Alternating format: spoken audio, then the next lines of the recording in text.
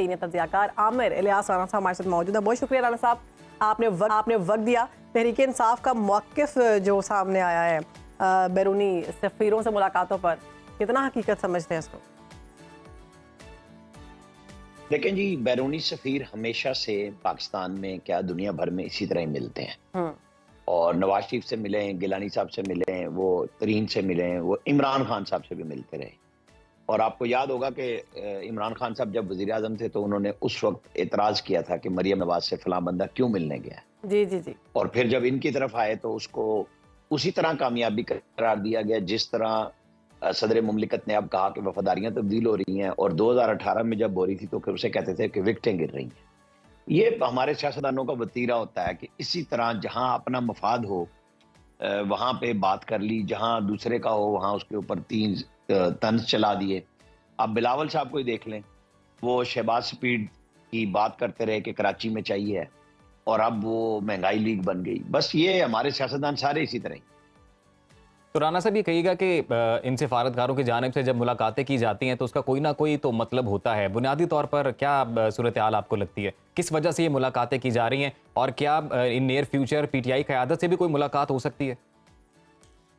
देखिए मैं आपको बताऊं, ये जायजा लेने आते हैं, ये साफियों से भी मिल रहे हैं इन दिनों में, इस्लामाबाद में भी मिल रहे हैं, जहां जहां इनके कॉन्सुलेट हैं। क्या सवाल है, पाकिस्तान इलेक्शन होंगे तो कितने क्रेडिबल होंगे, शफाफ होंगे, किस पार्टी को आप कहां समझ रहे हैं, ये हैं बुनियादी सवाल। अब कहीं कौंसल मिल रहे हैं, कहीं वो सिफारती नुमाइंदे दूसरे मिल रहे हैं, कहीं एम्बेसडर जा रहे हैं। अब डोनाल्ड लू अगर गए हैं ब्लूम वहां पे नवाज शरीफ के पास, तो वो मुल्तान भी चले गए, वो लाहौर में तरीन साहब के पास भी चले गए। अभी उनकी जो हाई कमिश्नर है यूके की, वो भी सबसे मिल रही हैं। आपको हमें आने वाले दिनों में और ज्यादा लोग मिलते हुए नजर आएंगे। ये हर इलेक्शन में होता है, या जब भी कोई सियासी तहरीक जोर पे हो तब भी होते हैं। ये हुक्मरानों से तो जाहिर है उनका एक प्रोटोकॉल है, वो मिलते हैं अपने टाइम के हिसाब से, वो फॉरेन ऑफिस से ब्रीफिंग लेते हैं। लेकिन जिसको कहते हैं ना पब्लिक की नब्ज पे हाथ रखना जी।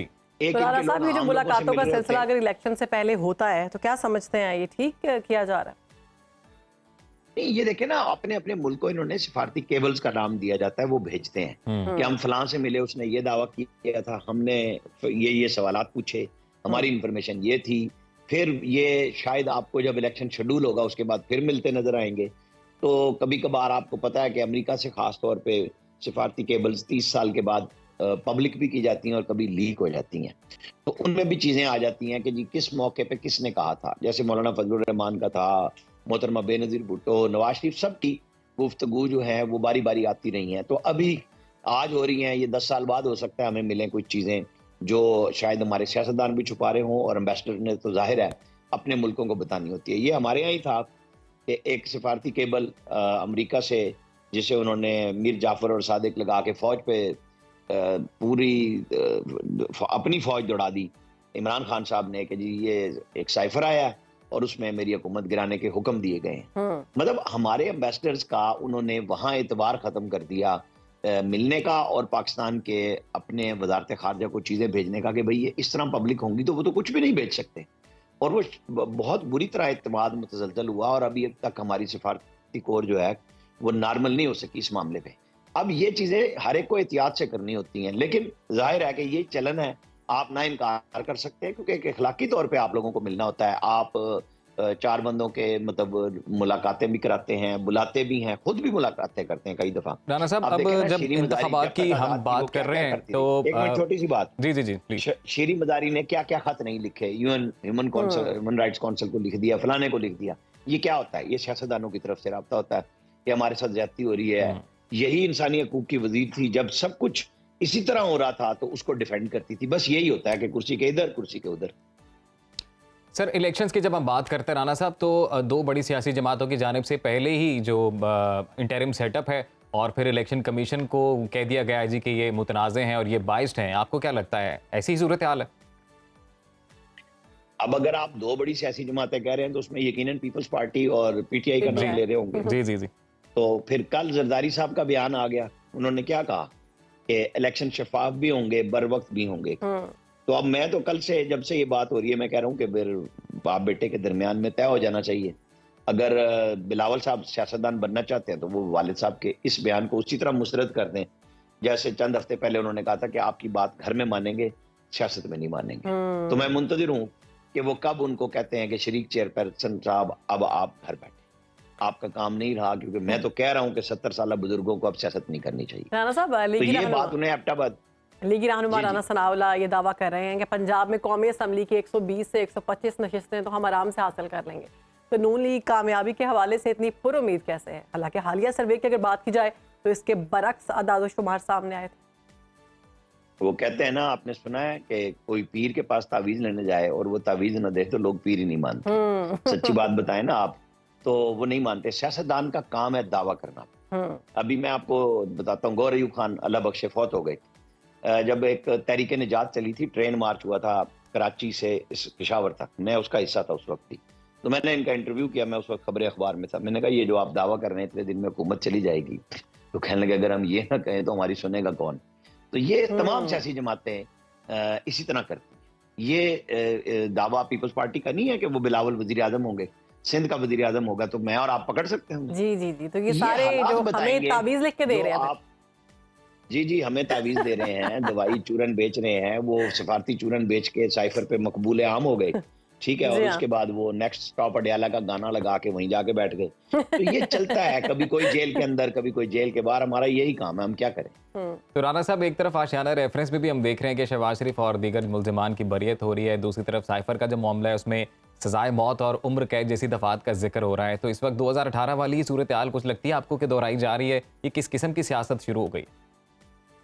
देखिए, सियासत तो हमेशा से इसी तरह की रही है। जो आशियाना स्कीम है, जिसमें मैं आपको सबसे पहले बताऊं, फवाद हसन फवाद जी, जिसने सेक्रेटरी कोऑर्डिनेशन चीफ मिनिस्टर होते हुए लेटर लिखा कि मुझे इसके अंदर नजर आ रहा है कि गड़बड़ हुई है और सीएम इंस्पेक्शन कमीशन इसकी रिपोर्ट करे, क्योंकि मैंने उस वक्त इस पूरे केस को देखा था।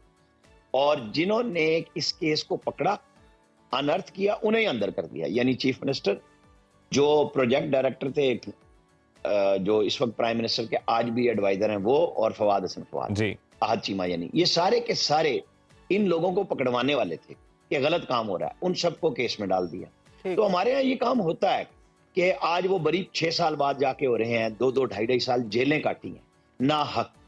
और आपको याद होना चाहिए कि आहद चीमा को जब पकड़ा तो वो जो सरतपा नैब के चेयरमैन थे, उन्होंने एक प्रेस रिलीज जारी की कि जी अरबों रुपए के असासे हैं। और जब रेफरेंस गया तो करोड़ों रुपए का, और उनके गांव और फैमिली में जितने लोग थे उन सब के ऊपर केस बना दिया गया कि जी ये सारी जदादें बेनामी और सारी आहद चीमा की हैं। तो मैं आपको बताऊं, जब वो गवर्नमेंट कॉलेज लाहौर में पढ़ा करते थे तो उस वक्त उनके भाई अमेरिका में थे। अब आप कहेंगे जी अमेरिका में वो कौन से कोई वो जो जाके तीसमार खान थे। भाई अमेरिका में अगर कोई टैक्सी ड्राइवर भी है ना, तो यहाँ उन्होंने खानदानों को खुशहाल बना दिया। अब आप कितना पहले मैं क्विकली एक सवाल आपसे मैं छोटी सी बता रहा हूँ कि उस वक्त भी वो गाड़ी लेके गवर्नमेंट कॉलेज लाहौर में रहा करते थे। हमारे यहाँ मसला यही है कि हमने गाली बना दिया है, अगर कोई ठीक काम करे तो उसको जरूर जलील करें। राना साहब, वक्त बड़ा कम है, क्विकली एक सवाल आपसे पूछूंगी। बिलावल भुट्टो का जिक्र आपने कुछ देर पहले किया, उनका स्टेटमेंट भी आपने दिया कि जो बुजुर्ग सियासतदान हैं वो घर बैठे हैं, रेस्ट करें, नई क़यादत को आने दें, नए लोगों को मौका दें। ये इशारा किसकी तरफ है, अपने वालिद साहब की तरफ या फिर नवाज शरीफ की तरफ? देखें, उसमें तो इमरान खान भी आते हैं, उसमें नवाज शरीफ भी आते हैं, और उनके वालिद सबसे पहले, क्योंकि वो बंदा कहता है ना घर से एहतसाब सबसे पहले शुरू होता है। तो वो बेसिकली अपने वालिद साहब को इशारा कर रहे हैं। मैंने यही कहा था कि अगर वो अपने वालिद की रिटायरमेंट का लेटर लाते कि जी ये पीपल्स पार्टी से उनको खुदा हाफिज कह दिया गया कि आप अपना कारोबार करें, रेस्ट करें, अल्लाह अल्लाह करें, और आज से मैं करूंगा, तो हम उस वक्त भी कहते बात ठीक है। नहीं कर सके ना। एक बयान आया, अब हम वेट कर रहे हैं। कल जब सुबह 10-11 बजे वो बयान आया था जरदारी साहब का, उसके बाद से बिलावल कहाँ है? क्या वो नाराज होकर पाकिस्तान से चले गए हैं? क्या उन्होंने सियासी सरगर्मियां बंद कर दी हैं? ये मेरे और आपके सबके देखने का सवाल है कि वो जो बयानियां लेके चले थे वो घर से ही तो नहीं खत्म कर दिया गया। वो कहाँ खड़ा है बयानियां?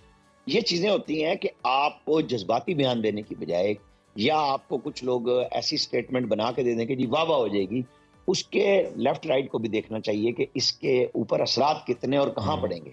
अब ये बिलावल साहब के लिए बहुत बड़ा क्वेश्चन हो गया है कि क्या वो वालिद की स्टेटमेंट को मुस्तरद करते हैं, खामोश होते हैं, क्योंकि पहले भी 4-5 दफा बिलावल भुट्टो की लॉन्चिंग हुई और इसी तरह के बयान से उनकी दोबारा जो है लॉन्च जो है वो किनारे नहीं लगी, वो रास्ते में ही बह गई।